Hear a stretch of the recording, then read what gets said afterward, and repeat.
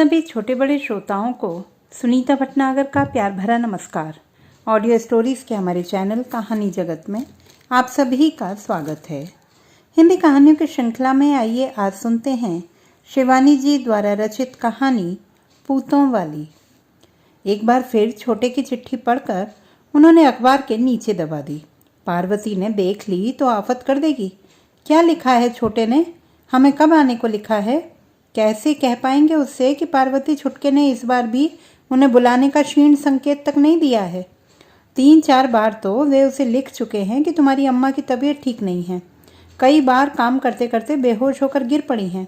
तुम तो जानते हो उसे आंखों से भी कम सूझने लगा है। एक आंख में ग्लूकोमा हो गया है और दूसरे का मोतियाबिंद पक गया है। डॉक्टर कहते हैं कि ऑपरेशन जल्दी नहीं किया गया तो दोनों आंखें जा सकती हैं। गांव का हाल तो तुम जानते ही हो। अस्पताल है पर डॉक्टर नहीं। एक बार तुम किसी अच्छे डॉक्टर को दिखा देते तो तसल्ली हो जाती। किंतु चतुर बेटा इस बार भी उनके इस प्रस्ताव को झाड़ गया था। छोटे से पत्र में उसने अपना ही रोना रोया था। इस वर्ष अप्रैल तक मेरी बदली अवश्य हो जाएगी। 5 साल हो गए हैं यहाँ। अब नया नियम बड़ी कड़ाई से लागू किया जा रहा है। जो जिस कैडर का है उसे वहीं लौट जाना होगा। बड़ी मुश्किल में हूँ। सुजाता का स्कूल फाइनल है। रोनी को बड़ी मुश्किल से अभी एक अच्छे स्कूल में एडमिशन मिल पाया है। उस पर शीला को अपनी नौकरी छोड़नी पड़ेगी। इन्हें यहीं छोड़ गया तो दो इस्टेब्लिशमेंट कैसे कर पाऊंगा? स्पष्ट था कि अपनी इन परेशानियों के बीच वह अंधी हो रही माँ और बाबूजी के लिए कुछ भी नहीं कर पाएगा। पार्वती ने चाय का प्याला मेज पर धरकर कहा था, आज छुटके की चिट्ठी जरूर आएगी। हमारा मन कहता है। बाहर में जाए चिट्ठी। शिवसागर ने झल्लाकर कहा तो वह सहम कर सिकुड़ गई। सहमने पर वह कितनी छोटी लगती थी, कितनी असहाय, जैसे किसी ने कैंचुए को छेड़ दिया हो और वह तत्काल अपनी सतर देह को कुंडली में समेट सिकुड़कर बिंदु सा बन गया हो। दूसरे ही क्षण पत्नी के पीले चेहरे को देखकर शिवसागर का हृदय स्वयं अपनी भर्त्सना करने लगा। छी छी, कहीं मरे को भी ऐसे मारा जाता है? कौन सा सुख दिया है तुमने उसे जीवन भर? इन 45 वर्षों में कभी अपने हाथों पजामे में नाड़ा भी डाला है तुमने? कभी कमीज का एक टूटा बटन भी टाँका है? जिस सर्वस्व त्यागिनी ने पूरा यौवन ही इन्हीं गिनी सादी साड़ियों और मार्किनी पेटीकोटों में काट दिया और निरंतर मुस्कुराती तुम्हारे और तुम्हारे 5 कपूतों के जीवन में आनंद वृष्टि करती रही, उसका क्या प्रतिदान दिया तुम सबने? कभी कोई छल्ला भी गड़वा कर दे पाए उसे? वह तो पूरे 20 तोले सोना दिया था उसके कृपण पिता ने। उसी बैंक बैलेंस से न जाने कितनी बार शिवसागर ने गृहस्थी की गाड़ी खींची थी। 3 बहुओं को उन्हीं गहनों में से कुछ का चढ़ावा चढ़ा था। शेष 2 बेटों ने अपने मन से विवाह किया था, इसी से उन्हें कुछ नहीं दिया गया। कृपण पिता के इस औदार्य का एक कारण भी था। न देते तो उस साधारण चेहरे को देख कौन उसे ले जाता? न पढ़ी लिखी, न कदकाठी की दुरस्त। कभी कभी तो लगता वह बजरबौनी ही है। उस पर बेहद डरपोक थी लड़की। माँ की मृत्यु ने उसे और भी भीरू बना दिया था। पिता हेडमास्टर थे। उन्होंने उसे अपने ही स्कूल में पढ़ने भी भेजा, पर न जाने कैसा भूसा भरा था छोकरी के दिमाग में। पहली ही कक्षा में 3 साल फेल होती रही। इसी बीच पिता ने दूसरा विवाह कर लिया था। विमाता की क्रूर आंखें देख लड़की पहले ही दिन सहम कर और सिकुड़ गई। विमाता जो भी काम सौंपती उसे ही बिगाड़ कर चौपट कर देती। सब्जी में देखो तो नमक ही नमक। चावल पसाने बैठती तो आधा चावल ही मांड के साथ बहा देती। कभी तेल उलट देती, कभी दूध। फिर विमाता बाढ़ में उफनती नदी सी कगार पर खड़े वृक्ष के से पिता के विवेक को भी डहा गई। दिन रात की चुगली किए जाने पर नित्य ढोल धमाके से पीटी जाने लगी वह। इधर प्रत्येक वर्ष विमाता दन्न से एक बेटा जनकर पति को कृतज्ञता के ऐसे जानलेवा दलदल में धंसा गई कि वे आए दिन हर मिथ्या अभियोग पर निरीह पुत्री को निर्ममता से कूटने लगी। एक दिन पार्वती की दयालु बुआ ने यह रिश्ता पक्का करा दिया था। दान दहेज तो काफी मांग रहे हैं, पर ऐसा दामाद तुम्हें मिल नहीं सकता। ठीक ही कहा था बुआ ने। ऊंचे अगले विद्वान जामाता को उन्होंने देखा तो मन ही मन सोचने लगे, मातृहीना गाय सी पुत्री के साथ उन्होंने जो भी अन्याय किया था उसे इसी कन्यादान की पुण्य सलीला में धो पहुँच कर बहा देंगे। समधी की हर मांग वे प्राणपण से पूरी करेंगे। तब शिव सागर मिश्र काशी विद्यापीठ से अपनी शिक्षा पूर्ण कर नई नई नौकरी में लगे ही थे। आते ही माँ ने बता दिया था कि उसके पिता उसका रिश्ता फैजाबाद के हरेमने शास्त्री की पुत्री से पक्का कर चुके हैं। सारी रात वह सो नहीं पाया था। कैसी होगी वह? शास्त्री जी को तो वह देख चुका था। उनके तीखे नैन नक्श और दूध सा उजला रंग पाया होगा लड़की ने तो निश्चय ही सुंदर होगी और किरातार्जुनीय की पंक्तियों को साकार कर देगी। वह मन ही मन किरातार्जुनीय की पंक्तियों को दोहराता। हे मानिनी, नए पल्लवों जैसे हाथों को कंपाती व्यर्थ परिश्रम मत करो। तुम्हें कल्पलता समझकर पास आई भ्रमरावली कहीं इस तरह डरकर थोड़ी भाग जाएगी। ये भ्रमर युक्त कमल पत्र हैं या चंचल नयन?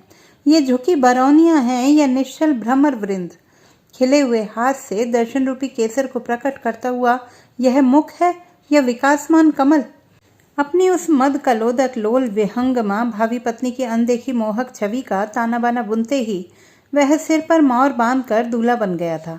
वर रूप में ठीक जैसे शिव ने पार्वती से ध्रुव तारा देखने को कहा था और लज्जा सिक्त स्वर में अपना लज्जावनत चेहरा उठाकर पार्वती ने बड़ी कठिनाई से कहा था, देख लिया। ऐसा कुछ उसकी पार्वती नहीं कह पाई। वह तो अरसिक गठरी बनी बैठी ही रही। पर जब घर पहुंचने के घंटों बाद नववधु का चेहरा देखने को मिला तो शिव सागर का रसिक चित्त अपनी सब कलाबाजी भूल गया। कद में शिव सागर के घुटनों तक और भावशून्य खच्चर की सी आंखें, शरीर का एक भी अवयव ऐसा नहीं था जिसके सहारे वह अब किरातार्जुनीय के रसिक प्रसंगों को घर तक खींच सकता था। धीरे धीरे शिव सागर को परिस्थितियों से समझौता करना ही पड़ा। दुर्वासा रूपी पिता से कोई कैफियत मांगने का प्रश्न ही नहीं उठता था। माँ को जैसी बहू चाहिए थी वैसी उसे मिल गई थी। साथ में 20 तोला सोना, दुधारू गाय, स्वस्थ भैंस और सिर झुकाकर उनके प्रत्येक आदर्श को झेलने वाली धरती सी सहिष्णु उस पुत्र वधू को पाकर अम्मा परितृप्त हो गईं। फिर 7 ही वर्षों में 5 सुदर्शन पुत्रों को जन्म देकर उसने सास ससुर के हृदय संपूर्ण रूप से विजित कर लिए थे। मायके जाने का वह कभी नाम भी नहीं लेती थी।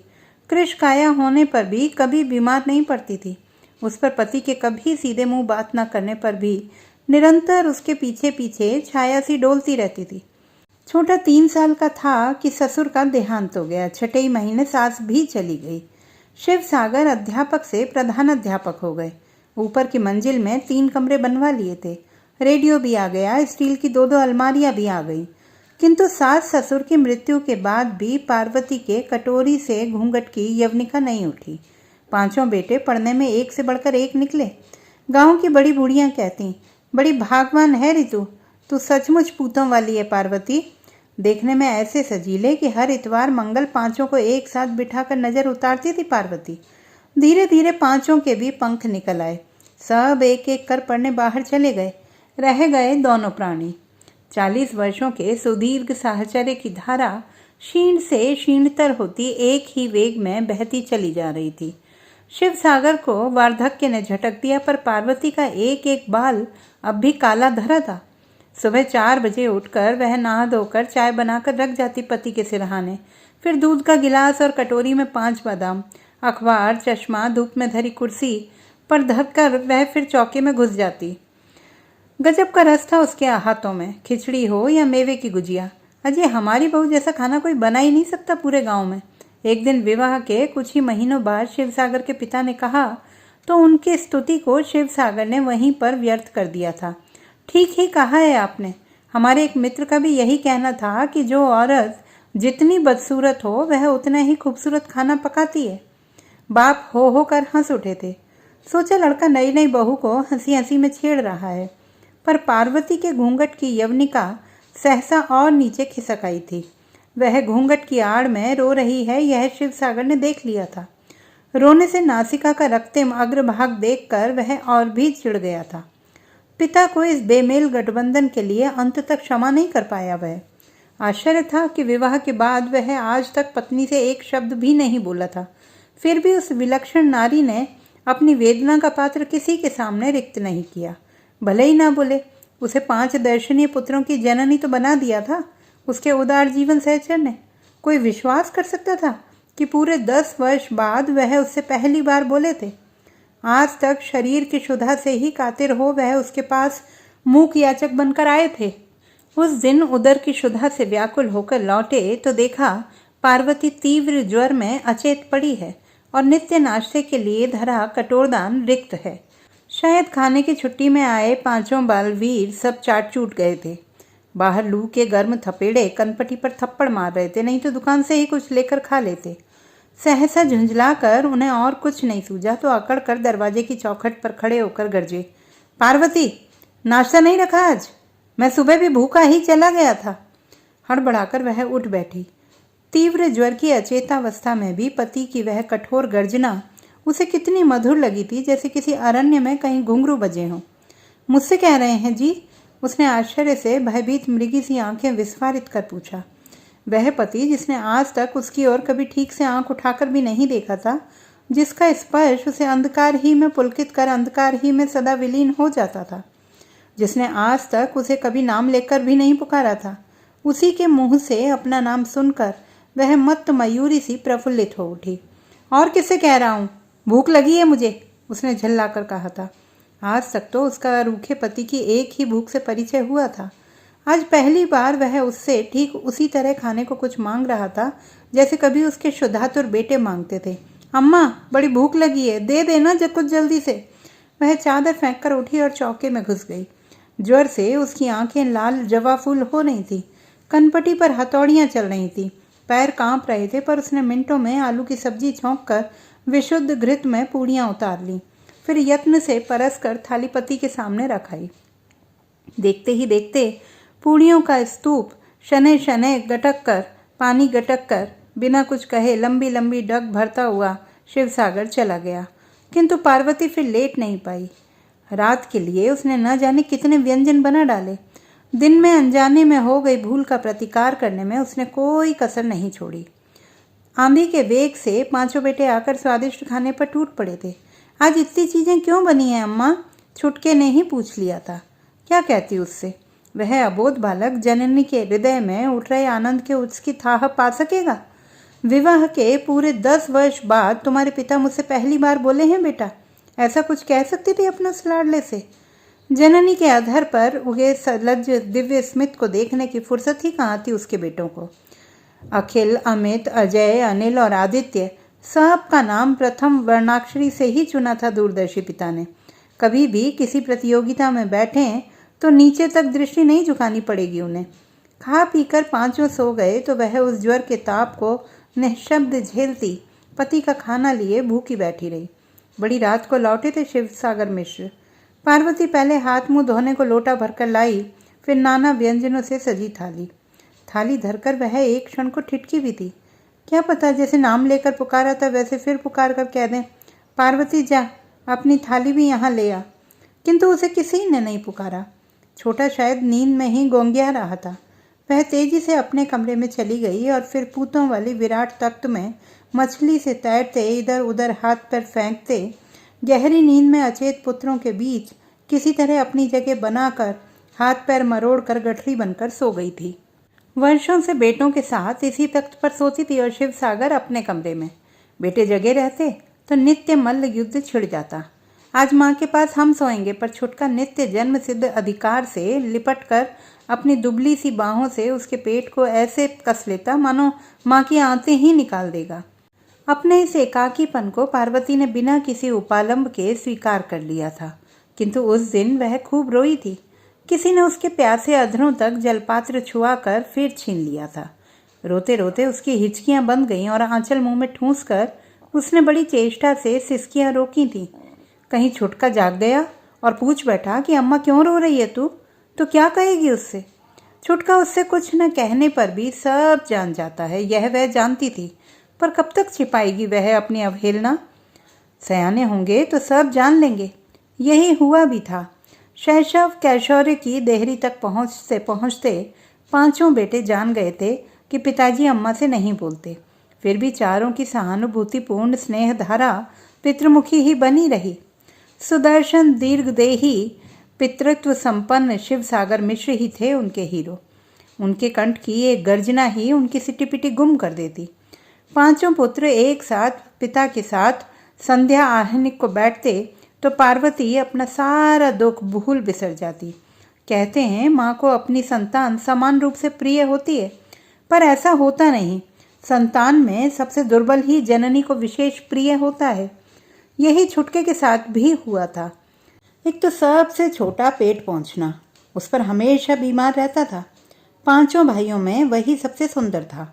दुबला पतला कमनीय सलोना, लड़कियों सी लजीली हंसी, आंख नाक को एक साथ उज्जवल धार से भिगोती दूधिया हंसी। जहाँ चारों भाइयों के कंठ से मसें भीगते ही 7 सुर एक साथ निकलने लगे थे, वहीं पर छुटके का मिष्ट कंठ पूर्ववत बना रह गया था। कोई जोर से उसे डपटता भी तो वह रुआंसा हो जाता था। पढ़ने में वह भी भाइयों की भांति ही तेज था। शिव सागर ने उसे भी उच्च शिक्षा दिलाने में कोई कसर नहीं रखी। पार्वती ने सचमुच ही अपना नाम सार्थक कर दिया था। बड़े भागवान हो बिरादर, शिव सागर के अभिन्न मित्र बद्री ने एक दिन कहा था। रिटायरी से पहले ही बाग बागंबर पर बैठ गए हो। एक हमारे हैं कुलदीपक, 4,000 तनख्वाह पा रहे हैं, पर मजाल है जो कभी बाप को 4 रुपए भी भेज दें। अब सुना है विदेश जा रहे हैं, कहते हैं लौट आएंगे, पर हमारी मानो हाथ से छूटा तीर और विदेश गया हुआ बिटवा कभी वापस नहीं आता। ठीक ही कहा था बद्री ने। उनके बड़े बेटे अखिल को विदेश गए इस जेठ में पूरे 7 साल हो जाएंगे। कहाँ आया लौटकर? एक बार आया था, पर वह कहाँ टिक सकता था इस गांव में। कभी एक भाई के पास, कभी दूसरे के, कभी अपने ससुराल, सब बड़े बड़े शहरों में थे। बाप के छोटे से घर की मिट्टी अब उसे रोक भी कैसे सकती थी। वहाँ यह है, वहाँ वह है, झाड़ू लगाने की भी मशीन है। बाबूजी अब देखिए ये इलेक्ट्रिक शेवर, यहाँ बिजली ही नहीं है। शिव सागर के जी में आया कहें। वह दिन भूल गए जब हम तुम 5 भाइयों को एक साथ नाई की दुकान पर ले जाकर 1.25 रुपल्ली में तुम्हारे बाल छोटे छोटे ऐसे कटवा लाते थे कि महीने भर तक फिर ना बढ़े। पिता के लिए एक घड़ी, अम्मा के लिए एक झोला सा स्वेटर जिसमें उस जैसी 3 पार्वती समा सकती थीं, और खुशबूदार साबुन, ब्लेड, यह सब उपहार अभी तक उनके टीन के बक्से में ज्यों के त्यों धरे थे। आया भी तो बाल बच्चों को वहीं छोड़ाया। बहुत किराया है अम्मा, कुछ पैसे जमा कर लूँ, फिर सब आएंगे। पर कहाँ आए फिर? उस बड़े पुत्र से उन्हें कभी कोई आशा ही नहीं बंधी। छोटा था तभी से पूत के पाँव उन्होंने पालने में देख लिए थे। 5 को शुतलेख एक साथ देते थे शिवसागर। वही एक ऐसा था जो पिता की नज़र बचाकर कनखियों से भाइयों की कॉपी देखकर चट उतार लेता। जब जस्टिस मिश्रा उसके लिए अपनी पुत्री का रिश्ता लेकर आए तो शिव सागर को लगा कि वे सपना देख रहे हैं। इतने बड़े आदमी अपनी पुत्री का रिश्ता उनके बेटे से करेंगे। बेचारे सरल मिश्रा जी समझ ही नहीं पाए कि वे उनके बेटे की ऊंची नौकरी से रिश्ता पक्का करने आए हैं, बेटे से नहीं। कहाँ राजा भोज और कहाँ गंगू तेली, कहाँ रखेंगे उस राजकन्या को? किंतु राजकन्या वहाँ रही ही कहाँ थी। पति के साथ उसकी नौकरी के जादुई कालीन में उड़कर सदा के लिए विदेश के शून्य अंतरिक्ष में विलीन हो गई थी। दूसरा बेटा अमित इंजीनियर था। उसकी जिद के आगे झुक गए थे शिवसागर। अन्न जल त्याग अनशन ही कर बैठा था वह, उनका जिद्दी सपूत। किसी तरह उसकी माँ के गहने बेच पेट काट कर ही उन्होंने उसे IIT में पढ़ने भेजा, और इंजीनियर बनकर जब वह निकला तो उनके पहले समधी ही कब उनके हाथ का गस्सा छीन ले गए वे जान भी नहीं पाए। बड़ी बहन ने अपनी ही छोटी बहन रीता को देवरानी बनाकर ऐसा अनुभूत मंत्र उसके कान में फूंका कि वह भी विदेश ही चली गई। तीसरे हरामखोर बेटे अजय के विवाह के बाद तो उन्होंने उसका मुंह ही नहीं देखा। वह प्रशासकीय सेवा में आया तो कन्याग्रस्त समृद्ध पिताओं के प्रस्तावों के चक्रव्यूह में अभिमन्यु ही बन बैठा। उदार हृदयों के नीलामी हथौड़ों की चोट से शिवसागर लगभग बहरे हो गए थे। एक 40,000 की घोषणा करता तो दूसरा 50,000 की। तीसरा पुत्री के साथ सजा सजाया फ्लैट और गाड़ी का तोहफा सजाए चला आता। तब तक उनके होनहार बेटे ने स्वयं ही उनका काम हल कर दिया। उसे तमिलनाडु कैडर मिला था। दुर्भाग्य से किसी दूरस्थ जिले में उसकी नियुक्ति हुई। शासन की बागडोर संभालते ही उसने खटिया पकड़ ली, उसे पीलिया हो गया था। हालत गंभीर होने पर भी उसने पिता को खबर नहीं करने दी। कर देता तो शायद बच जाता। अस्पताल में भर्ती हो गया। वहाँ जिस केरल वासिनी नर्स ने उसे रोग मुक्त किया, उसी से विवाह कर लिया उसने। एक दिन बाद चिंतातुर पिता का जवाबी तार आया। उन्हें उत्तर मिला, मुझे और अपनी बहू को आशीर्वाद दीजिए। तुम हमारे लिए मर चुके हो। हम दोनों ना रहें तो तुम्हें कंधा देने के अधिकार से भी हम वंचित करते हैं। अपना काला मुंह हमें मत दिखाना। क्रोध से फड़कती शिखा को फहराते पंडित शिव सागर मिश्र ने स्वयं उस चिट्ठी को लेटर बॉक्स में डालकर वहीं पर पच्चे से ऐसे थूका जैसे निर्लज्ज पुत्र के मुंह पर थूक रहे हों। देखा जाए तो पहली बार वही आघात उन्हें पार्वती के निकट ले आया था। वह आघात अकेले झेलने की शक्ति उनमें अब नहीं थी। बेटे के तार को जब वे फाड़ रहे थे तभी कभी कुछ न पूछने वाली पत्नी चुपचाप आकर उनके पीछे खड़ी हो गई थी। क्या लिखा है तार में? आप इतने परेशान क्यों हैं? सब कुशल तो है ना? कुछ बुरी खबर तो नहीं है? अपनी बड़ी बड़ी आंखों की चिंतातुर दृष्टि उसने पति के तमतमाए चेहरे पर गड़ाकर पूछा। हाँ, बुरी खबर है, मर गया अमिता। हे राम कहती वह नित्य की भांति सिकुड़ती धरा पर ढेर हो गई थी। ठीक जैसे कोई नमक छिड़की पहाड़ी जो गोल गोल घूमकर सहसा निश्चेष्ट हो जाती है। पार्वती, पार्वती कहकर वे उसकी पलट गई पुतलियां और रक्तहीन चेहरा देखकर भयभीत हो गए। देह एकदम ठंडी पड़ी थी। कहीं दिल का दौरा तो नहीं पड़ गया इसे? इस उम्र में वह भी उन्हें छोड़ गई तो उनका क्या होगा? जिसे जीवन भर वे खाज से लगी कुतिया की भांति प्रताड़ित करते रहे, उसकी इस अनहोनी मृत्यु की संभावना से वे एक क्षण को स्वयं अपनी चेतना खो बैठे। यद्यपि उस संभावित वियोग के बीच भी स्वयं उनकी स्वार्थपरता ही प्रखर हो रही थी। इसे कुछ हो गया तो 2 जून की रोटी भी नसीब नहीं होगी उन्हें। 5 बेटों में से एक भी तो उनके बुढ़ापे का सहारा नहीं बन सकता था। एक छुटके से ही थोड़ी सी आशा थी। पत्नी की मुट्ठी भर की देह को शिव सागर ने उठाकर बिस्तर पर धरा। हाथ पैरों को रगड़ फूंक कर गर्म करने की चेष्टा की, पर वह निश्चेष्ट सी ही पड़ी रही। भागकर वे अपने एकमात्र हितैषी मित्र बद्री को बुला लाए। वही कभी अपने इस पापी हृदय मित्र को गौ से निरीह पत्नी के प्रति दुर्व्यवहार के लिए क्षमा नहीं कर पाए थे। आश्चर्य था कि सर्वथा विपरीत स्वभाव होने पर भी दोनों आज तक अपने स्कूल की मैत्री को पूर्ववत बनाए चले आ रहे थे। संस्कारशील शिव सागर के मुंह से कभी किसी ने आज तक क्रोध आने पर भी गाली नहीं सुनी थी, और बद्री प्रसाद के हर वाक्य का आरंभ और अंत साले से होता था। न उन पर परिवार का बोझ था, न पत्नी का अनुशासन। विदुर बद्री घोर नास्तिक थे। मांस, अंडा, मछली से उन्हें कभी कोई परहेज नहीं था। मित्र के साथ प्रति मंगल हनुमान मंदिर अवश्य जाते, पर बाहर ही खड़े रहते। निगर गंड मोटा नफा न टोटा का मूल मंत्र जपते वे जीवन के 70 नीरस वर्ष काट चुके थे। न उन्हें भविष्य की चिंता थी, न वर्तमान की। एक बार बेटे से रूठे तो उससे रिश्ता ही तोड़ लिया। सामान्य सी पेंशन में उनकी गुजर हो ही जाती थी। फिर शिबू जैसा उदार मित्र भी तो था। उस दिन भी वे उस मित्र की विपत्ति की घड़ी में भागते चले आए। क्या हुआ? सच सच बताओ साले। सब कुछ सच सच बता दिया था शिवसागर ने, और अबोध बालक से सिसकते हुए पत्नी के हिम शीतल पैरों पर गिर पड़े थे। मुझे माफ कर दे पार्वती, मैंने तुझे बहुत सताया है। कसाई हूं मैं। वर्षों से कबूतर की तरह ताने चलाने वाले अपने अहंकारी मित्र की दीनहीन मुद्रा देखकर बद्री पसीज गए। हो तो साले कसाई, पर जो होना था सो हो गया। लाओ पकड़ो जरा, पलंग से देह तो नीचे उतारनी ही होगी। गंगाजल है घर में? और दोनों मित्रों ने फूल सी देह को नीचे धरा। फिर शिव सागर ने जो किया उसके लिए बद्री प्रस्तुत नहीं थे।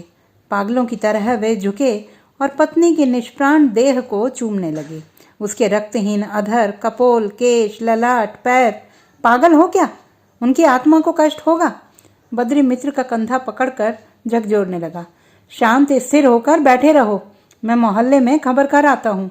मिट्टी समय से ही उठानी होगी। बाहर भूरी बद्री घिरी है, कहीं पानी ना बरसे। सहसा बोलते बोलते बद्री भय से निष्प्राण देह की ओर उंगली उठाकर बोला, अरे देख देख, भाभी की सांस चलने लगी है। हाय राम, कैसा पाप होने जा रहा था हमसे। यही तो मैं सोच रहा था। ऐसी सती लक्ष्मी पूस की अमावस में इस घर को छोड़कर कैसे जा सकती थी। देख शिबू, अब किसी से कुछ मत कहियो, भाभी से भी नहीं, समझा? वह हमें कभी माफ नहीं करेगी। मेरे पास पिताजी का दिया मालती वसंत धरा है, मैं ले आऊं, दूध में पिला देंगे। असली चीज है। बप्पा कहते थे बद्री घाट में पड़े मुर्दे के मुंह में भी डाल देगा ना तो वह घर लौट आएगा। फिर सारी रात दोनों मित्र अचेत पार्वती के सिरहाने बैठे रहे। पलक भी नहीं झपकाई दोनों ने। धीरे धीरे सांस का वेग प्रखर होता चला गया। जा साले, अब बढ़िया चाय बना ला जल्दी से। लगता है पसलियों में ठंड घुस गई है। तो फिक्र मत कर, अब कुछ नहीं होगा भाभी को। शिवसागर ने क्या आज तक कभी चाय का पानी खौलाया था? अनाड़ी अनभ्यस्त हाथों से पानी खौलाया, फिर बड़ी देर तक चाय का डिब्बा खोजता रहा। न जाने किस डिब्बे में चाय रखी थी पार्वती ने। चाय बनी और गिलासों में डालने लगा तो उंगलियां जल गईं। असहाय अश्रु जल से उसकी आंखें डबडबा आईं। कितना अकर्मण्य बना दिया था उसे पार्वती ने। आज वह चली गई होती तो जीवन कैसा दुर्वह बन उठता। पार्वती ने अभी भी आंखें नहीं खोली थी, पर सांस की ऊर्ध्व गति स्वाभाविक छंद में उतर आई थी। अब सरऊ, हम तुम्हारी पोल खोल कर रख देंगे। आने दो भाभी को होश में। तुमने उनकी जमीन पर धरी देह के साथ क्या किया कह देंगे हम। चाय के घूंट सशब्द सुड़कते बद्री ने बड़ी दुष्टता से एक आंख बींच दी थी। क्या किया था मैंने? कुछ न समझ पाने का उपक्रम करते रहे अभिनय विधुर 65 वर्ष के पंडित शिवसागर मिश्र के दोनों पिचके कपोल सहसा किसी प्रणयिनी किशोरी के कपोलों से आरक्त हो उठे। अब बनो मत साले, पूछते हैं कि क्या किया मैंने। अजी हम ना होते तो पूतों वाली को छठी बेटा दे दिया होता तुमने। जिस अमावस की मनहूस रात्रि का प्रारंभ दोनों मित्रों के लिए करुणा विहीन यम के आगमन से भयानक बन उठा था, उसका अंत हुआ उतना ही मधुर, उतना ही सुखद। दोनों मित्रों के बीच फिर न जाने कितनी बार चाय का दौर चला। उन सुखद क्षणों में संस्कारशील शिवसागर मिश्र बद्री की निम्न स्तरीय परिहास रसिकता को भी चटकारे ले लेकर चाय के साथ गुटकते रहे। अब मैं चलूं, चिंता मत कर, तेरी घरैतिन लौट आई है घाट से। पर सुन, अब इस बुढ़ापे में जवानी में किए एक एक अपराध की भाभी से क्षमा मांग लेना। फूलों की सेज पर सुलाना अब बुढ़िया को। वही किया था शिवसागर मिश्र ने और आज तक किए चले जा रहे थे। यौवन में किए गए एक एक अक्षम्य अपराध का पूरा प्रायश्चित कर रहे थे।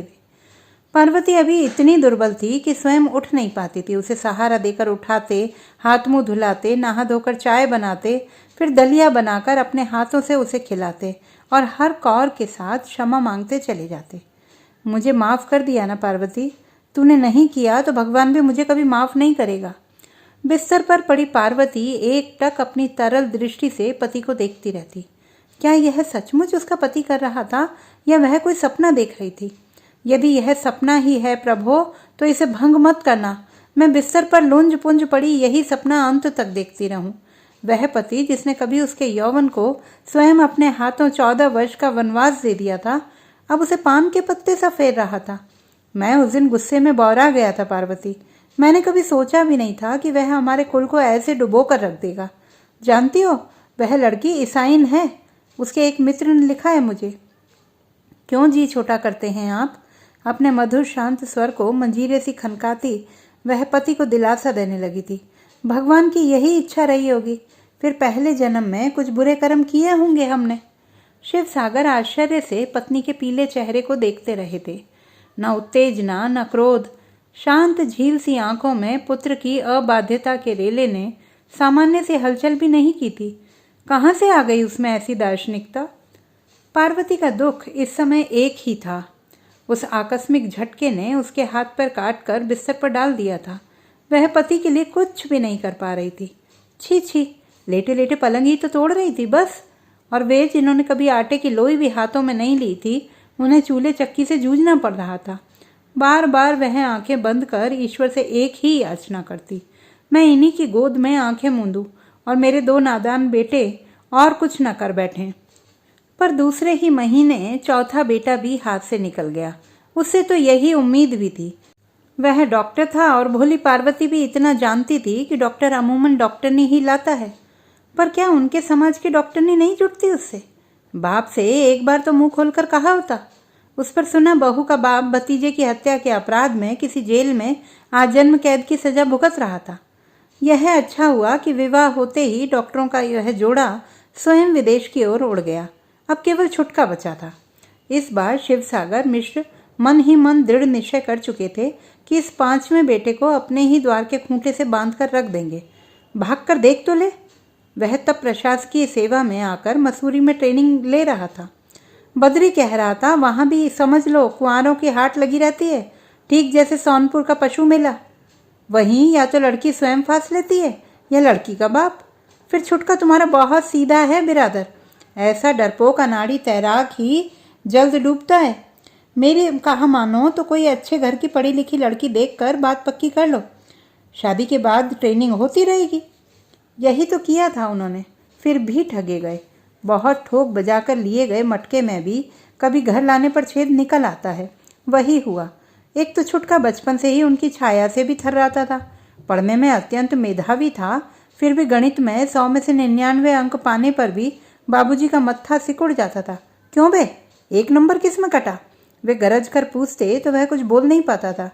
इसी से जब उन्होंने कड़क कर कहा कि हमने तुम्हारा रिश्ता पक्का कर दिया है, इसी बैसाख में लगन निकली है, वह बेचारा एक शब्द भी नहीं कह पाया। यह भी नहीं पूछ सका कि कौन है वह लड़की, पढ़ी लिखी है या अम्मा की तरह बुढ़ापे में भी घूंघट निकाले रहेगी। किंतु शिव सागर मिश्र ने अपने सजीले बेटे के लिए टक्कर की ही लड़की ढूंढी थी। गोरी, उजली, दुबली पतली, तीखे नैन नक्श और कॉन्वेंट शिक्षिता। बद्री के साड़ू ही बिचौलिया बने थे। कन्या के पिता ने पुलिस विभाग के सर्वोच्च पद से अवकाश ग्रहण किया था। इसी से रस्सी जलने पर भी रस्सी ऐंठ नहीं गई थी। चाल में अभी भी अकड़ थी। आवाज में कड़क। बद्री के कहने पर शिवसागर मिश्र ने उसी शहर में कुछ दिनों के लिए एक कोठी किराए पर ले ली थी और वहीं से विवाह निपटा कर गाँव चले आए थे। पुलिस महकमे के अपने रौबीले समधी को भला वे अपने उस गांव के छोटे से मकान में बारात लाने को कैसे कह सकते थे? विवाह का निमंत्रण उन 2 निष्कासित बेटों को नहीं भेजा गया जिन्होंने अंतरजातीय विवाह किए थे। उन 2 बेटों को जिन्होंने अपने ही समाज में विवाह किया था बड़ी आशा से निमंत्रण भेजा गया था, परंतु वे भी नहीं आए। एक ने अपनी बीमारी की बात लिखकर असमर्थता व्यक्त की थी तो दूसरे ने पत्नी की। हम जानते हैं कैसी बीमारी है पार्वती, लंबी सांस खींचकर शिवसागर मिश्र ने कहा था। आ जाते तो जरा हमारी भी नाक ऊंची हो जाती ना उसे ऐंठू समधी के सामने कि देखो हम भी एकदम गए बीते नहीं हैं। छुटके की बहू भी एक ही बार गांव आई, फिर आज तक उसका द्विरागमन कभी नहीं हुआ। कितने वर्ष बीत गए थे फिर। अब तो छुटके के बालों में भी सफ़ेदी आ गई थी। तस्वीर भेजी थी उसने, दुबली पतली बहू फूल का ढोल हो रही थी। उस पर भी छुटका बराबर यही लिखता था कि रीना बीमार है। हर तीसरे साल गुलाब की कलम की भांति उसकी देही काटी छांटी जाती, एक न एक ऑपरेशन होता रहता। कभी रीना की आमाशय की पथरी निकाली जा रही है, कभी अपेंडिक्स की, कभी बच्चेदानी। शिव सागर मिश्र एक ही बार पुत्र की गृहस्थी देखने गए थे जब वह नया नया कलेक्टर बना था। अम्मा को नहीं लाए बाबूजी? बहू ने पूछा था। बोलने की तो वह ऐसी मीठी थी कि शिवसागर को भय होता कि कहीं उससे अधिक बतियाए तो उनकी ब्लड शुगर न बढ़ जाए। नहीं, क्यों, तबीयत ठीक नहीं है क्या? तबीयत सब ठीक है, पर हमने सोचा बुढ़िया अभी भी घूंघट निकालती है, तुम्हारी कलेक्ट्री में बेमेल लगेगी। मर्म स्थल पर चोट करना खूब जानते थे मिसिर जी। यह भी कह सकते थे कि बेटा तुमने तो अम्मा को साथ लाने को लिखा ही नहीं था। यही लिखा था कि बाबूजी आप एक बार आकर हमारी गृहस्थी देख जाइए। जिसने 10 महीने पेट में रखा उसका ध्यान नहीं आया पुत्रवर। पर यह सब नहीं कहा उन्होंने। पर जो गोली उन्होंने दागी थी वह ठीक बेटे की छाती में जाकर धंस गई थी। तड़प कर रह गया वह। ठीक ही तो कह रहे थे बाबूजी। वह सर्वस्व त्यागिनी जननी जिसके पेट में हाथ डालकर वह उसके पास सोने के लिए चारों भाइयों को सींग मार मार कर दूर खदेड़ देता था, वह उसे सचमुच भूल ही गया था। अब वह संसार में 2 ही व्यक्तियों से डरता था, दौर्दंड पिता से और उग्र तेजी अग्निगर्भा पत्नी से। कहीं अम्मा से कुछ कह बैठती रीना तो बाबूजी अनर्थ कर सकते थे। छुटके का छोटा बेटा आनंद तब अंग्रेजी स्कूल में पढ़ रहा था। बड़ी बेटी भी कॉन्वेंट में पढ़ रही थी। शिव सागर मिश्र को पोते की वह शिक्षा एकदम नापसंद थी। जब देखो तब हाथ में कॉमिक्स और मुंह में च्युइंगम। अरे यह क्या गाय भैंस की सी जुगाली करता रहता है तू? क्या खाता है दिन भर? कॉमिक्स के आनंदोदधि में आकंठ डूबे पौत्र की उस चुप्पी को अबाध्यता समझकर शिव सागर मिश्र बौखला गए थे। बहू बेटे के साथ वे नाश्ता कर रहे थे।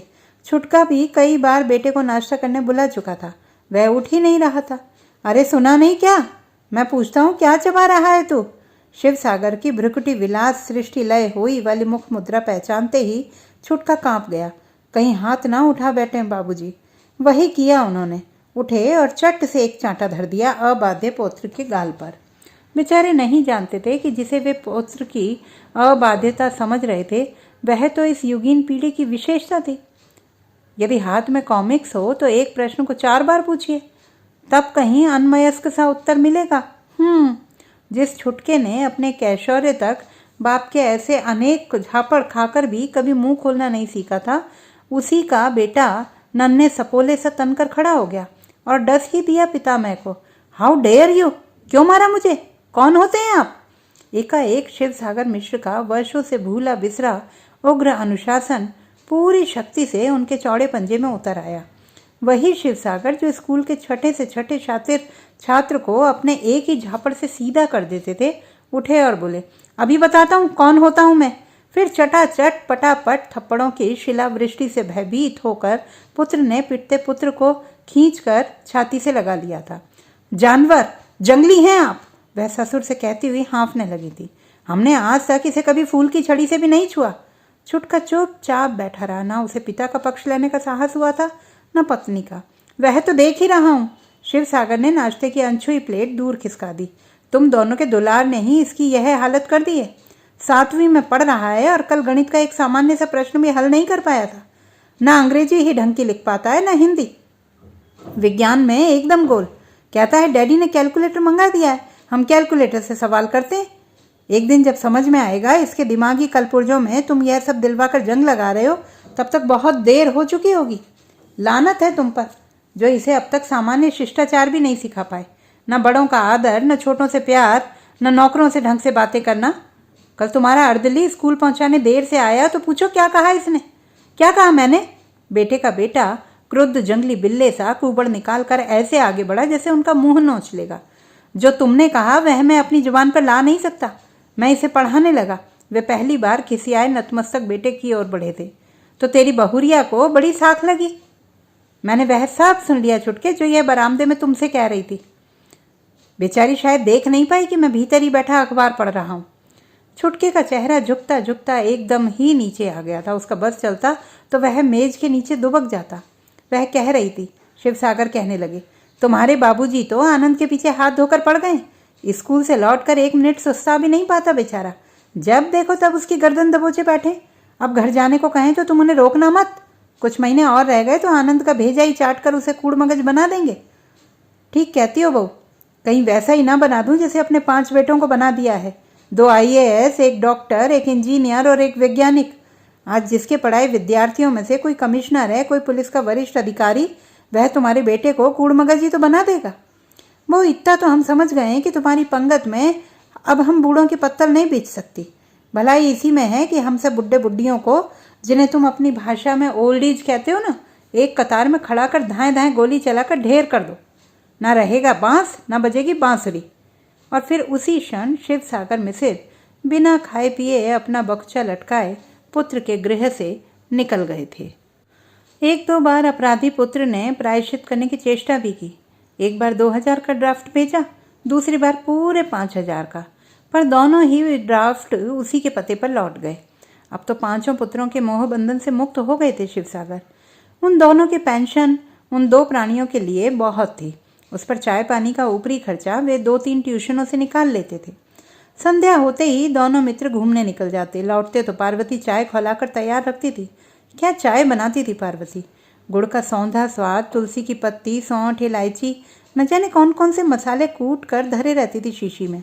गाढ़ी चाय और गाढ़ा दूध। एक ही घूंट शरीर के समस्त वात पित्त को हवा में उड़ाकर रख देती थी। कभी कभी मित्र को शिवसागर जबरन खाने के लिए भी रोक लेते। रात अधिक हो जाती तो बद्री छत के कमरे में ही खटिया डालकर सो जाते। छत का वह कमरा उस पैतृक गृह का सबसे पुराना कमरा था। चारों ओर ईंटों की जीर्ण दीवारों को अध्यपतन से रोकने के लिए दोनों मित्रों ने किसी प्रकार से 4 मोटे बांस लगा दिए थे। शिवसागर की गृहस्थी की गाड़ी ठीक ही चल रही थी। इधर पार्वती का क्रमशः रक्त शून्य हो रहा चेहरा उन्हें सहमाने लगा था। क्या हो गया था उसे? क्या पुत्रों की उदासीनता उसे घुला रही थी, या कोई घातक रोग लग गया था उसे? आजकल तो जिसे सुनो उसे ही कैंसर घसीटता है, मृत्यु की ओर लिए चला जा रहा है। कहीं कैंसर ही तो नहीं हो गया उसे? अपनी ओर से तो उन्होंने उसकी देखरेख में कहीं भी त्रुटि नहीं रहने दी थी। रात रात भर उसका हाथ अपने हाथों में लिए बैठे रहते थे। पर बेचारा शुष्क शिवसागर वह यह नहीं जान पाया था कि बहुत दिनों के भूखे को यदि 56 प्रकार के व्यंजन एक साथ खिला दिए जाएं तो पेट भर वह खुराक उसके लिए कुपोषण ही बन उठती है। यौवन भर तो वे उसे भूखे ही छोड़ गए थे। अब इस वय में वे लाख व्यंजन परसकर उसके सम्मुख धर दें तो क्या वह खा पाएगी? वह मुंह खोलकर कुछ बताती तो न थी, पर वे देखते प्रायः ही वह सामान्य से कार्य से भी थकावट महसूस करती थी। पति की दृष्टि बचाकर बीच बीच में चुपचाप खटिया पर पसर जाती थी। यही सब देखकर आत्मसम्मान को ताक में धरकर पूरे 10 वर्ष के बाद उन्होंने छोटे पुत्र को पत्र लिखा था। अब वह सचिव का पदभार ग्रहण कर दिल्ली पहुंच गया था। सुना था दिल्ली में ही अब अफसरों का मदीना था और मंत्रियों का महातीर्थ। छुटका चिकित्सा विभाग का सचिव था। संपूर्ण भारत के धनवंतरियों की जन्म कुंडलियां उसकी मुट्ठी में बंद रहती होंगी। दिन दिन घुलती माँ की देह को शायद पुत्र के पद की महत्ता बचा ले। धीरे धीरे उन्होंने पार्वती को भी उस चिकित्सा यात्रा के लिए पटा लिया था। वह बेचारी 5 पुत्रों की देहरी पर ठोकर खा चुकी थी कि अब सहज में पति गृह की देहरी की लक्ष्मण रेखा लांघने में भी डरती थी। पूरा महीना बीत गया पर छुटके का उत्तर नहीं आया। इस बीच पार्वती की हालत और गिर गई। फिर शिव सागर मिश्र ने स्वयं निर्णय लिया। वे उसके पत्र की व्यर्थ प्रतीक्षा नहीं करेंगे, स्वयं पार्वती को लेकर पहुंच जाएंगे। बद्री, उन्होंने अपने मित्र से कहा, सोच रहे हैं तुम्हारी भाभी को लेकर दिल्ली हो ही आए। छुटका कई बार बुला चुका है। बद्री ने बड़ी ही व्यंग्यपूर्ण दृष्टि से मित्र को देखा। अपने प्रश्न को तिर्यक स्मित से और भी घातक बनाकर पूछा था। अच्छा, बुलाया है छुटके ने? हो आओ बिरादर, पर जल्दी लौट आना। छुटके को माँ के हाथ के बने गोंद मेवे के लड्डू बेहद पसंद थे। उस हालत में भी आधी रात तक जगकर पार्वती ने लड्डू बनाए, मठरी, बेसन का लट्ठा, खोरमा और पूरी तरह कनस्तर भर भर कर धर लिया। जब वह गठरी, कनस्तरी और रंग उड़े फूलदार बक्से के साथ पुत्र की कोठी पर पहुंचे तो देखा स्टूल पर बैठा गोरखा दरबान बीड़ी पी रहा है। उसने पहले उस देहाती जोड़े को द्वार पर ही रोक लिया, फिर परिचय पाते ही वह उन्हें भीतर ले गया। आप ड्राइंग रूम में बैठिए साहब, मैम साहब कहीं गया है, अभी आता ही होगा। दोनों अपने ही बेटे के गृह में सहमे अनजान अतिथि से पालती मारे बैठे रहे। कैसी सुंदर सजावट थी कमरे की। मूर्तियां, मखमली सोफा, जहाज सी कुर्सियां। सहसा पुत्र के वैभव के बीच पिता को अपना अतीत याद हो आया। कितना संकुचित था अतीत और कितना उदार था यह वर्तमान। इन बच्चों के वैभव की प्रतीक थी तब घर की एकमात्र आराम कुर्सी, जिसे उनके बाबूजी एक बार शहर जाने पर नीलाम से खरीदकर लेकर आए थे। पार्वती ने ही उस ढीली पड़ रही बेंत की बुनावट को बचाने के लिए पुराने लिहाफ की रुई भरकर एक गुदगुदी गद्दी बना दी थी। उसमें अर्धशायित पति की रौबदार मुद्रा पर वह बाहर भीतर जाते बार बार न्यौछावर होती थी। मजाल थी शिवसागर के घर पर रहते कोई उस कुर्सी पर बैठ तो जाए, पर जहां वह घर से बाहर जाते तो 5 बेटे उस पर टूट पड़ते। जो पहले अपने बाहुबल से चारों को पराजित कर उस पर बैठता, वहीं से विजयपूर्ण घोषणा करता था, राजगद्दी मेरी। आज उसके 5 बेटे एक से बढ़कर एक राजगद्दियों पर आसीन थे। सारथी के हाथों से 5 की लगाम कब की छूट चुकी थी। क्या अब उन्हें घर की उस राजगद्दी की याद आ सकती थी? उसने कनखियों से पति को देखा। न जाने वह किस सोच में डूबे थे। जरा सा मुंह निकल आया था।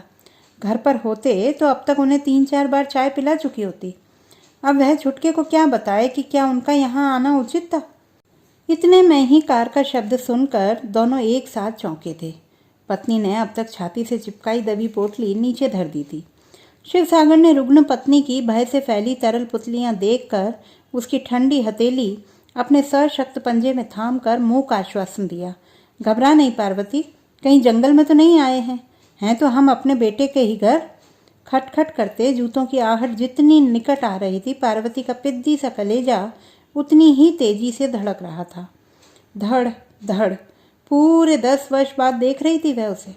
कितना बदल गया था छुटका। अधपके बाल, खिचड़ी मूछें, पर अब भी कैसा सजीला लग रहा था नीले सूट में। पीछे पीछे बहू थी। रंगे होंठ, कटे बाल, संवरा भ्रिकुटी विलास, उधर दर्शनी ब्लाउज से निकली मेद बहुल परतें। बेटे का चेहरा देखते ही शिवसागर समझ गए कि उनका ऐसे बिना पूर्व अभिज्ञता के यहाँ चले आना बेटे को अच्छा नहीं लगा था। आपने कुछ लिखा नहीं, एकदम ही चले आए बाबूजी। उसके कंठ की झुंझलाहट कुछ अधिक ही तीखी हो उठी थी। क्यों, चले जाएं क्या? शिवसागर भी नहले पर दहला थे। नहीं नहीं, कैसी बातें कर रहे हैं आप? उसने खिसिया कर बात पलट दी। तार कर दिया होता तो हम स्टेशन पर चले आते। तुम्हारी अम्मा की क्या हालत है देख ही रहे हो। सोचा जिस ऊंचे ओहदे पर हो इसे आसानी से डॉक्टरों को दिखा सकोगे। चिट्ठी तो लिखी थी, तुमने जवाब दिया ही कहाँ। आप नहीं जानते मेरी नौकरी कैसी है। कभी कभी 12 बजे रात तक घर नहीं आ पाता। फिर यह दिल्ली है बाबूजी। यहाँ डॉक्टरों से भी महीना भर पहले अपॉइंटमेंट लेना पड़ता है। खैर, आप हाथ मुंह धोकर कुछ खा पी लें, फिर कल देखी जाएगी। बच्चे कहाँ हैं छुटके? पार्वती ने डरते डरते ऐसे पूछा जैसे वह कोई अपराध कर रही हो। छुटका जोर से हंसा। पार्वती के हृदय में ढुलकता स्मृति कलश एक बार फिर छलक उठा। ठीक ऐसे ही हंसता था वह पहले भी, जैसे अब हंसता है। सिर पीछे कर वह आंखें मूंद लेता था हंसने में। अब वे बच्चे कहाँ रहे अम्मा? स्मिता बम्बई में एक होटल में रिसेप्शनिस्ट है। आनंद पूना में है, फिल्म इंस्टीट्यूट में पढ़ रहा है। शिवसागर मिश्र के चेहरे की मांसपेशियां तन गईं। अच्छा, तो भांड ही बना रहे हो बेटे को? कैसी बातें करते हैं बाबूजी। देश की राजधानी का वह वरिष्ठ सेनापति झक्की पिता की बात सुनकर एकदम भुन्ना उठा था। बहू ने सास से एक शब्द भी अब तक नहीं कहा था। वह ससुर की बात सुनते ही भीतर चली गई, पीछे पीछे छुटका भी। न फिर बेटा ही झांकने आया, न बहू। पलंग बिछाकर नौकर ही ने पूछा था, आप क्या खाएंगे साहब? कुछ नहीं, हम अपना खाना साथ लाए हैं। शिवसागर को पार्वती ने शंकित दृष्टि से देखा, कहीं फिर कुछ उल्टा सीधा ना कह डालें। आते ही तो बहू बेटे को नाराज कर दिया। दोनों ही फिर पुत्र की उस सजीली कोठी में बिना कुछ खाए पिए ही सो गए थे। दूसरे दिन शिवसागर की आंखें खुलीं तो पार्वती दोनों हाथ छाती पर धरे चुपचाप छत को देख रही थी। चेहरा एकदम धूसर पड़ गया था। न जाने प्राण कहाँ टिके थे उसके। कंकाल सी देह पर मांस की एक पारदर्शी परत मात्र रह गई थी। कैसा जी है पार्वती? उन्होंने बड़े लाड़ से उसके ललाट पर हाथ धरा और चिहुक कर हटा लिया।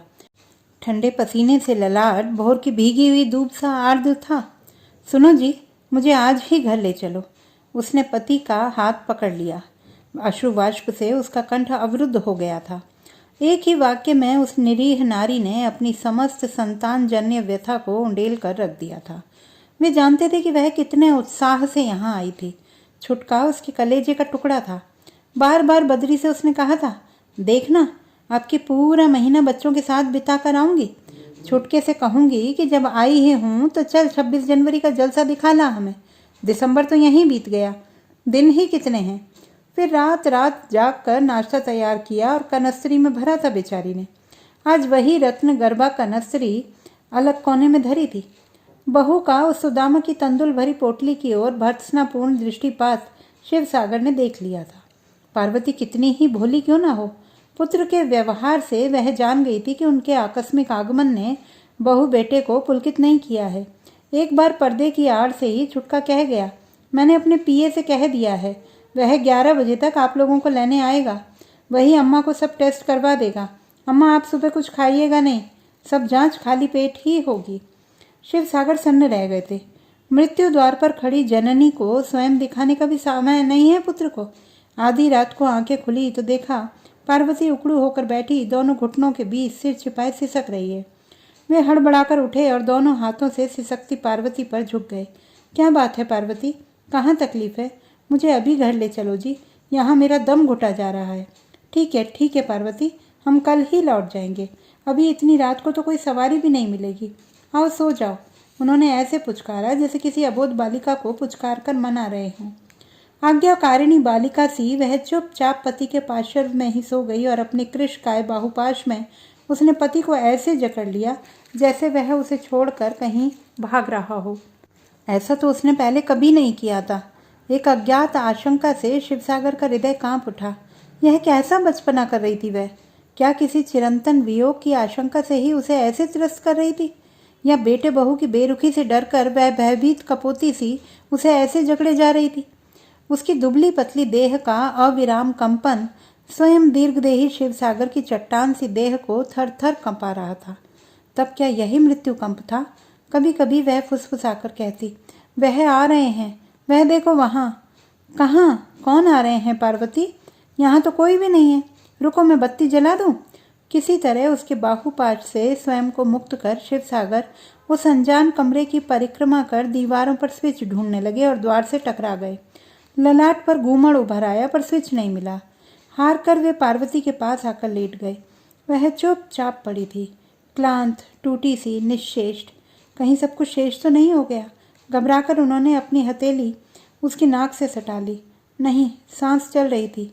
हे भगवान, यदि मैंने जीवन भर कोई पाप नहीं किया हो तो इसे इस घर में कुछ ना हो। यह उसी घर से जाए जहाँ इसकी स्मृतियों से भरा अशर्फियों का घड़ा गड़ा है। भोर हो गई थी। सहसा कहीं कौवे एक साथ काँव काँव कर उठे।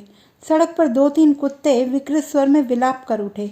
एक टिटिब चीखती आकाश की शून्यता को चीरती हुई निकल गई। सूर्य की पहली किरण पार्वती के सफ़ेद चेहरे पर पड़ी। आश्विन के श्वेत फेनिल मेघ ही जैसे उसके चेहरे पर आकर बिखर गए थे। अपनी देह पर झुके चिंतातुर चेहरे को देखकर उसने हंसने की चेष्टा की, पर ललाट पीड़ा से संकुचित हो गया। क्या बात है पार्वती, बहुत कमजोरी लग रही है ना? एक बार उसके कांपते अधर फिर दयनीय चिरौरी में सिमट गए थे। अब तो भोर हो गई, मुझे घर ले चलो जी।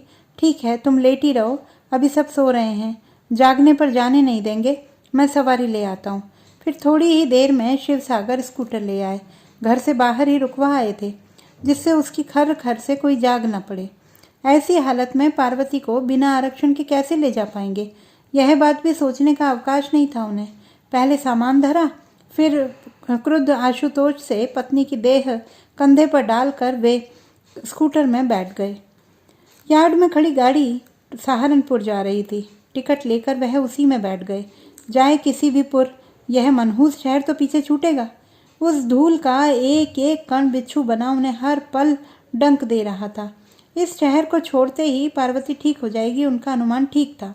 गाड़ी के चलते ही पार्वती उनकी गोद में सिर धरकर गहरी नींद में डूब गई। न जाने कितनी बार गाड़ी बदली, कभी ट्रेन कभी बस में लंबा सफ़र तय कर दोनों अपने घर पहुँचे तो रात हो आई थी। अब कैसा भय। कुंभी पाक नरक से निकलकर अब वे दोनों अपने नंदन कानन में पहुंच गए थे। यहाँ से उनकी पार्वती को खींच ले जाए, इतने वाले थे क्या यमराज की छाती में। दूसरे दिन तड़के ही बद्री आ गए। शिवसागर कुछ न पूछे जाने पर भी निरंतर पुत्र के वैभव का वर्णन किए जा रहे थे। 2-2 कारें खड़ी रहती हैं दरवाजे, एक दफ्तर की दूसरी अपनी। बहुत बड़ी कोठी है, पर पैर कहाँ टिक पाता है बेचारे का। अभी प्रधानमंत्री के साथ जापान गया, उससे पहले वॉशिंगटन, बहुत मानते हैं उसे। अब चुप भी करो साले, दाई से पेट नहीं चिपता है। हम जान गए हैं कि खोटे सिक्के से ही फेर दिए गए हो। हम क्या इन अफसर बेटों को नहीं जानते? पर हमें बुरा यह लग रहा है बिरादर कि हमारे चंदर ने और उसकी बहू ने हमें कान पकड़कर निकाल बाहर किया तो हमने चट तुमसे सब उगल दिया था, पर एक तुम हो कि हम ही को उल्लू बनाए चले जा रहे हो। मुंह फट मित्र के इस उपालंब ने दोनों को निर्वाक बना दिया था। ठीक कहते हो बद्री, हम इससे रात से भर यही कहते रहे कि तुझे गांव वालों ने पूतों वाली का खिताब दिया था, इससे तो निपुती कहा होता। वह जो कविता हमने बचपन में पढ़ी थी ना, बद्री की, 5 पूत रामा बुढ़िया के बाकी बचा ना एक, वही हो गया हमारे साथ। चुप भी करो। पार्वती का क्षीण स्वर भी एक पल को तीखा हो उठा। ऐसी अमंगली बात मुंह से मत निकालो। 5-5 बेटों के रहते मैं क्यों निपुती होने लगी? मैं जानता हूँ बिरादर। बद्री ने अधजली बीड़ी रगड़कर बुझाकर कान में खोंस ली थी। भाभी को बीड़ी का कड़वा धुआं बहुत बुरा लगता था। यह दर्द कभी जाता नहीं। औलाद की दागी गई गोली चिता में चढ़ते तक कलेजे में धसी रहती है। उसी गोली को कलेजे में लिए बद्री पिछले 10 सालों से ऐसे ही घूम रहे थे। ठीक 10 वर्ष पूर्व वे भी पुत्र के बिन बुलाए पाहुने बनकर गए थे। बम्बई का नाम तो सुना था, पर कभी वहां जाकर भी रह पाएंगे यह बात उन्होंने सपने में भी सोची नहीं थी। बेटे ने विवाह अपनी ही पसंद का किया था, पर लड़की अपने ही समाज की थी। 3-4 साल तक कभी कभार बेटा बूढ़े बाप को आकर देख जाता था, पर अपने साथ रहने का आग्रह न बेटे ने किया न बहू ने। अब तो उन्हें अपने विधुर जीवन की आदत सी पड़ गई थी, पर तब घर नहीं गई ही थी। घर काटने को दौड़ता था। फिर उन्हें पौत्र जन्म का तार मिला। खुशी से बौरा ही गए थे बद्री। 5 रुपए के बताशे मंगवा कर सारे गांव के नाते रिश्तेदार की स्त्रियों को न्योत कर सोहर भी गंवा दिए थे। कब जा रहे हो बद्री काका पोता देखने? तनी यहाँ तो बुलाओ ना, हम भी देख लें। जाएंगे जाएंगे, ऐसी भी क्या जल्दी है? अभी तो बहू अस्पताल ही में है, आराम से जाएंगे। पर जाने की वह तिथि कभी नहीं आई। एक एक कर बच्चे के 2 जन्मदिन बीत गए। फिर तीसरे जन्मदिन में वे स्वयं ही कुछ देहाती फूहड़ स्वेटर और रंग बिरंगे कंटोप लेकर पहुंच गए थे। बुद्धिमानी यही की थी कि आने का ताड़ दे दिया था, नहीं तो कहाँ भटकते उस सुरसा से मुंह फैलाए शहर में।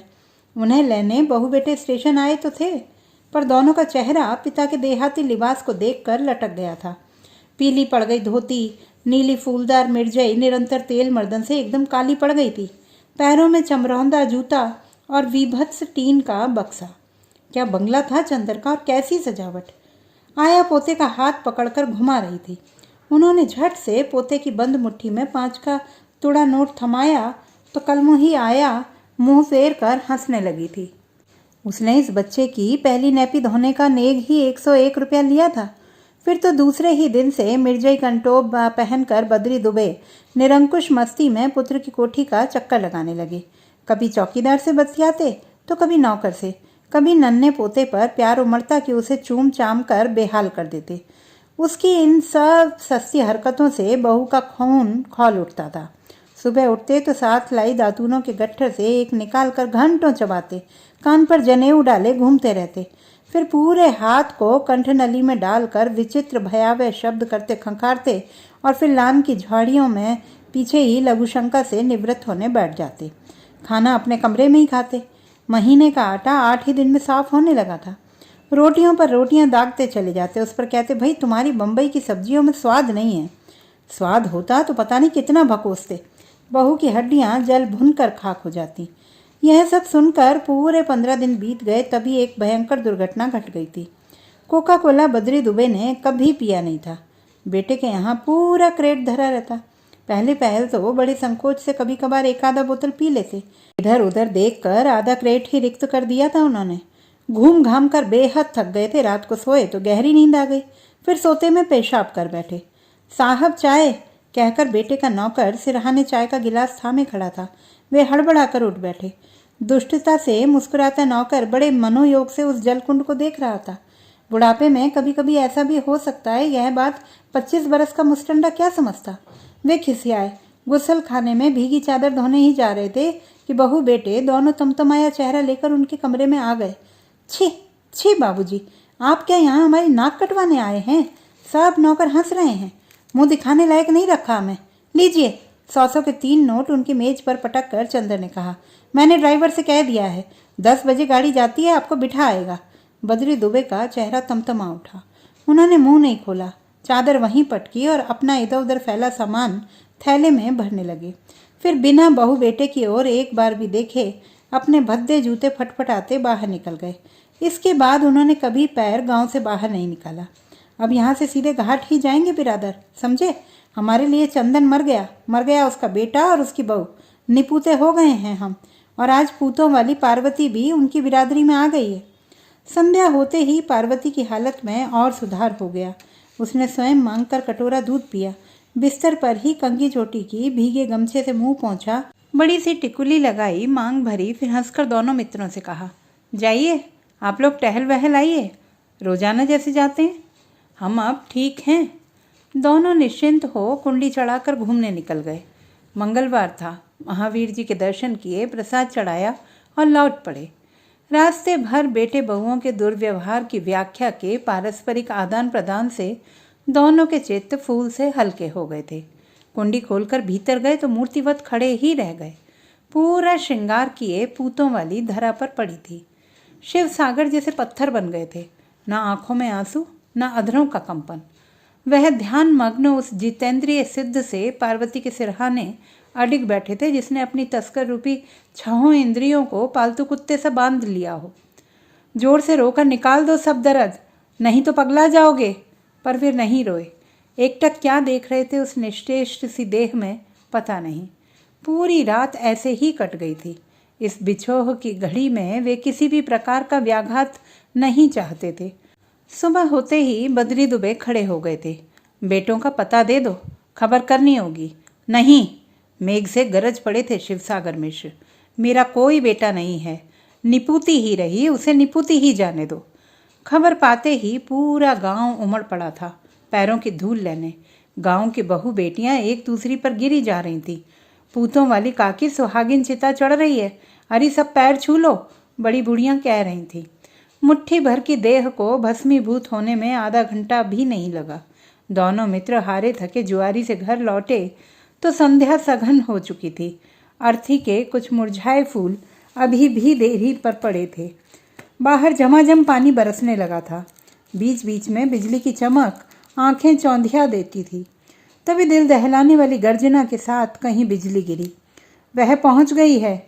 उन्मुख लाल लाल आंखों से बद्री को देखकर शिवसागर मिश्र ने पहली बार मुंह खोला। कौन? आश्चर्य से मित्र की विचित्र दृष्टि और उससे भी विचित्र मुस्कान से त्रस्त होकर बद्री ने पूछा। कौन पहुंच गई है? पूतों वाली वहां, कहकर शिवसागर ने अपनी प्रलंब बुझा आकाश की ओर उठा दी। तो दोस्तों, ये थी हमारी आज की कहानी। आपको कैसी लगी कमेंट बॉक्स में लिखना ना भूलें। चैनल को सब्सक्राइब करें, लाइक करें और मित्रों के साथ शेयर करें।